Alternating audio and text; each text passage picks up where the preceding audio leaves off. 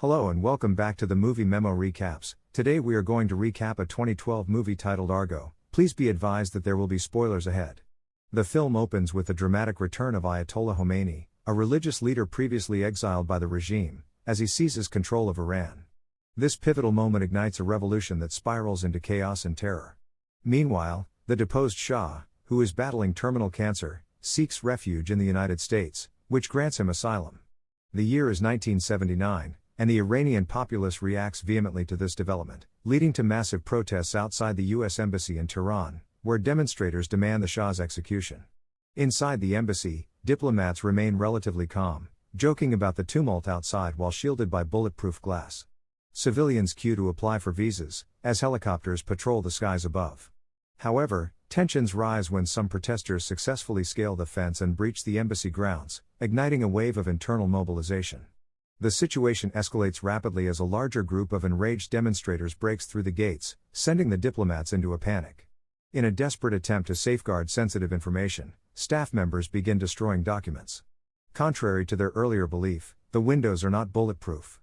The security team gears up and formulates a plan, but uncertainty lingers among the diplomats about whether help from Iranian police or government forces will arrive.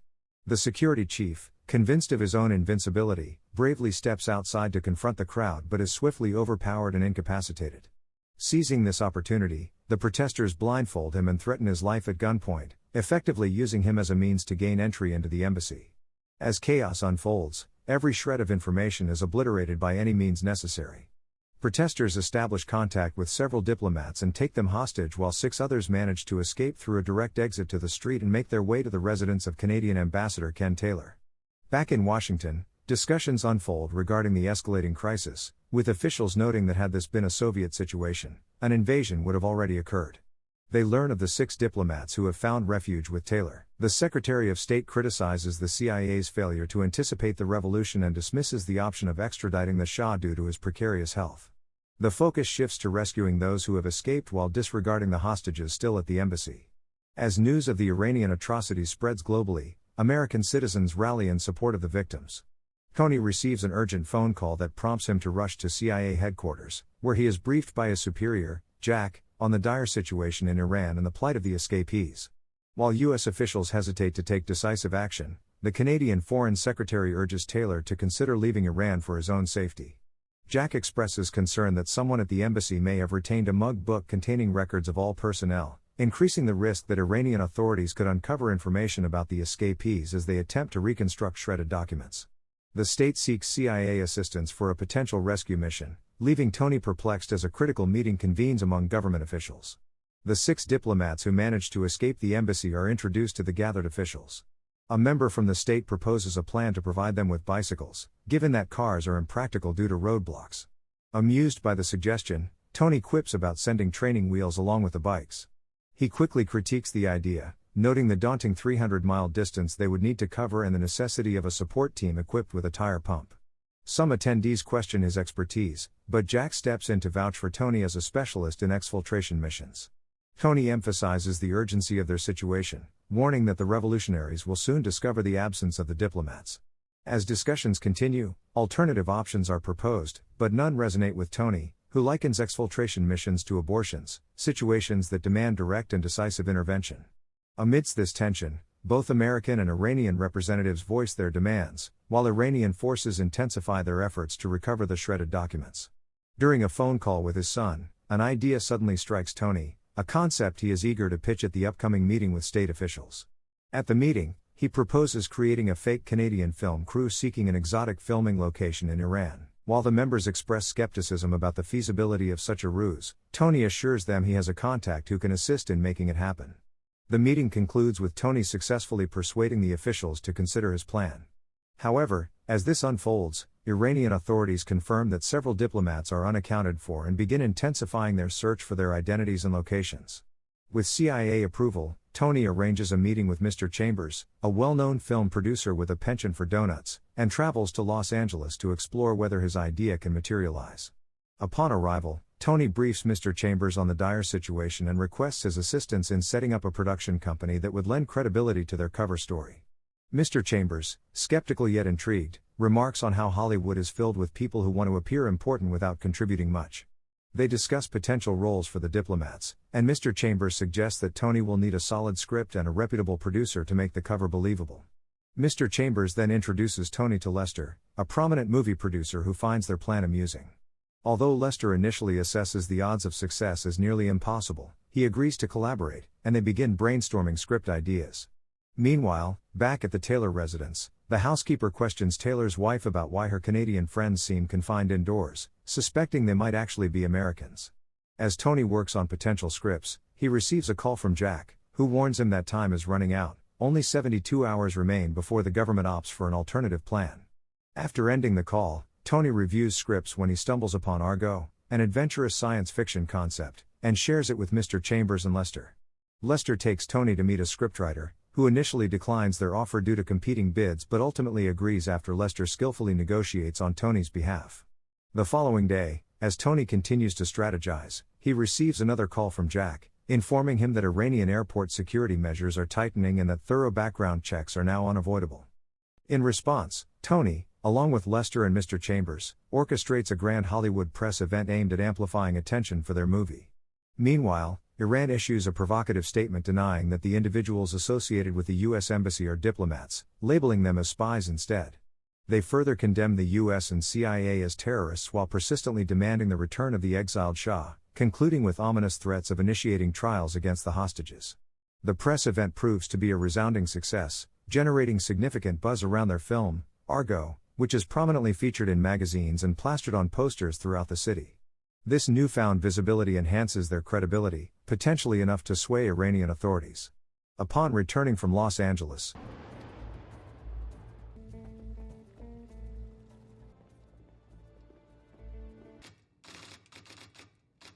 Tony is eager to present his progress to state officials, but the meeting takes a turn for the worse as they dismiss his idea as preposterous.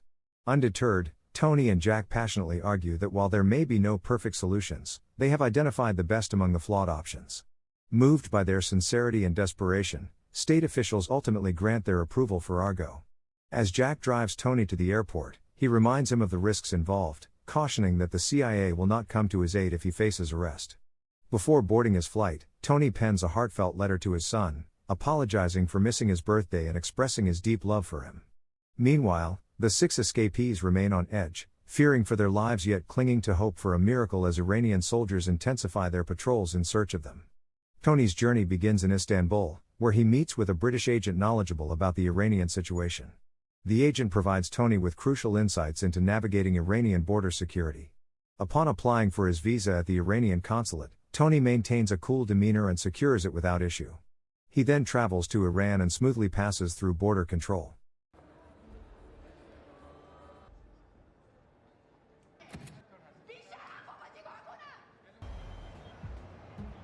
His first destination is the Ministry of Culture and Guidance. As he makes his way there, he is confronted by the harsh realities plaguing Iran: large-scale protests, chaos, fear, public executions, and an atmosphere of terror pervading the streets. At the ministry, when asked if his film crew consists solely of himself, Tony responds that there will be 6 additional members from Canada. They discuss potential filming locations while he submits production documents for approval. Later, Tony meets with Taylor, who has prepared Canadian passports for all 6 escapees. However, these passports still require stamping, and their identities must be confirmed, a process that will take a day or 2. Taylor urges Tony to expedite matters. Finally, Tony gathers with the escapees at Taylor's home for dinner. As he lays out the plan and distributes screenplays, apprehension fills the room. Fear grips each of them as they express doubts about the viability of Tony's strategy. He remains composed under their scrutiny, calmly outlining the risks while stressing that it is time to act. In a private moment afterward, the ambassador reveals to Tony that the Canadian government has ordered the closure of their embassy in Iran, leaving the escapees without a safe haven. Amid their doubts and fears, the escapees come to the stark realization that they have no viable alternatives. They ultimately decide to take a leap of faith and place their lives in Tony's hands. Once they establish a sense of trust in him, Tony reveals their new identities, emphasizing the critical importance of understanding every detail about them. He assures them he will return the following day. While Tony is busy working on their passports at the hotel, a letter is slipped under his door. It bears good news. The Minister of Culture and Guidance has approved the location for his film and invites him and his crew to meet at the Grand Bazaar the next day. Tony immediately calls Jack to share this development. Although Jack is skeptical and suspects it might be a trap, Tony persuades him that this is their only opportunity to escape Iran. Refusing could lead to dire consequences. The following day, Tony gathers the group to inform them about the meeting at the Grand Bazaar. The announcement triggers hesitation, fear, and growing distrust toward Tony among the escapees.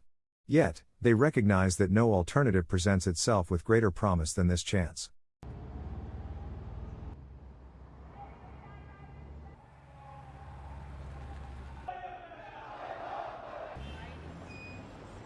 At the bazaar, they meet a representative from the ministry and are guided through the location. However, as they explore, they are covertly photographed by Iranian intelligence operatives. When the group attempts to take their own photos, a confrontation arises with a storekeeper who demands they surrender their images. Tensions escalate, drawing more attention to their situation, leading Reza to suggest they cut the tour short. Meanwhile, outside the tailor's house, an Iranian military vehicle pulls up, and soldiers question the housekeeper about the duration of the tailor's guest stay. She remains calm and discreetly assures them that they have only been there for 2 days. After a fraught day at the bazaar, the group returns to the ambassador's residence. The ambassador inquires whether they will be ready to leave the next day, to which Tony affirms they will be prepared. Once everyone settles down, Tony reconvenes with the group to review their plans. They discuss potential questions they might face at border control and refresh their knowledge of their new identities. Meanwhile, at the White House, confusion arises among officials regarding the approval of the film project. Jack calls Tony with alarming news. The government is now planning a military rescue for the hostages and is aborting the Argo operation. The officials have reversed their decision. Stunned, Tony grapples with the reality that he is on the brink of securing safe passage for the diplomats, only to have everything jeopardized at the last moment. Jack insists Tony must comply with orders, leaving him feeling powerless. Following their conversation, Tony sits alone, frustration mounting over the government's abrupt change of course. Just then, one of the group members enters to inform him that they are ready for another round of preparation. He feigns nonchalance and reassures her that they are set and should relax. As spirits lift among the group in anticipation of what could be their most significant day, Tony observes them quietly. However, his moment of hope is shattered when the ambassador arrives with distressing news. He has received orders to destroy the fake passports. The ambassador suggests that Tony leave without informing the group of what's happening. Stunned into silence, Tony grabs a bottle of scotch and departs.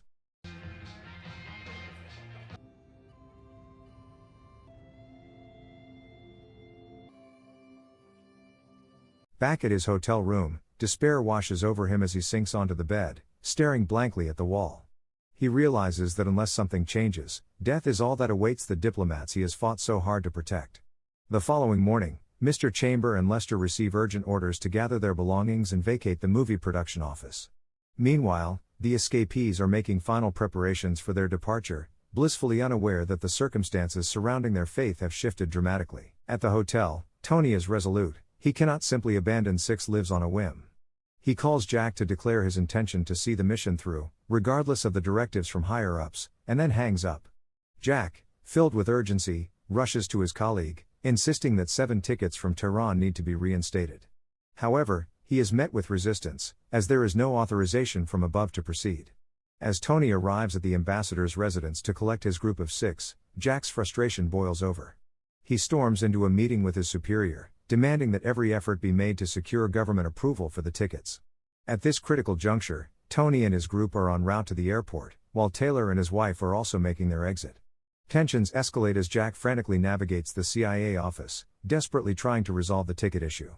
Meanwhile, Tony gathers his brave group for a final briefing. Emotions are palpable, the gravity of their situation weighs heavily on everyone. They understand that any sign of weakness could lead to their execution. Upon arriving at the airport, they begin the registration process. The airport employee informs Tony that there are no tickets under his name. Maintaining his composure, he politely asks her to check again.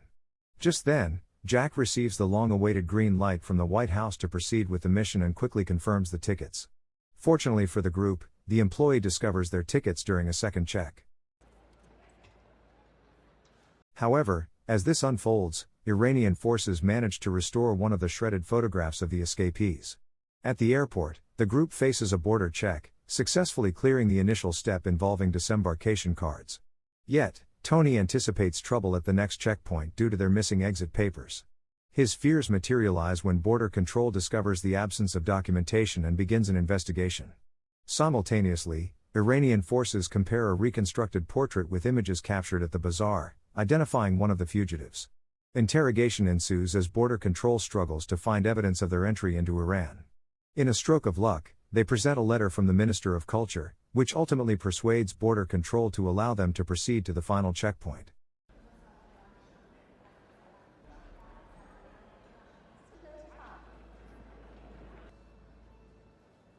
However, when their passports are checked there, they face denial of boarding and are escorted to a separate room for further questioning. The group is interrogated in Farsi. A diplomat fluent in Iranian steps forward, passionately explaining that they are a film crew for Argo, presenting both the script and drawings related to the project. His thorough preparation shines through as he recounts the story with such conviction that it becomes nearly impossible not to believe him. Once he finishes his compelling narrative, the soldier informs the group that they will be allowed to leave, provided that the authenticity of the film can be verified. In a moment of hope, Tony hands over the business card for the Los Angeles office, unaware that Mr. Chambers and Lester are no longer there. The final boarding call reverberates through the airport. In a tense moment, the soldier decides to reach out to the Los Angeles office. Mr. Chambers, barely managing to answer the phone, seamlessly plays his role, confirming that location scouting in Iran is legitimate. Meanwhile, Iranian forces uncover the truth: the Canadian film crew are actually U.S. Embassy diplomats. They storm the Taylor residence in search of the group. At the airport, the escapees are granted permission to proceed directly to the gate, just in time as they are the last passengers boarding. As the Iranians find no one at the ambassador's house, they alert the airport that Americans may be on the verge of boarding a flight. Fortunately, the Iranians are unable to track them down.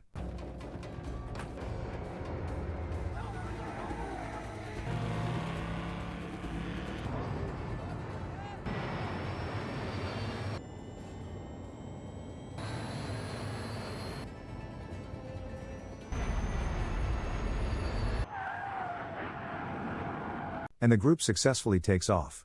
Once the announcement is made that they have left Iranian airspace, joy erupts among the diplomats, tears flow as they embrace one another, reveling in their hard-won freedom. Tony sits quietly, tears glistening in his eyes and a faint smile on his lips, but his expression reveals profound relief. The CIA office confirms their successful escape, and Jack shares in this moment of jubilation.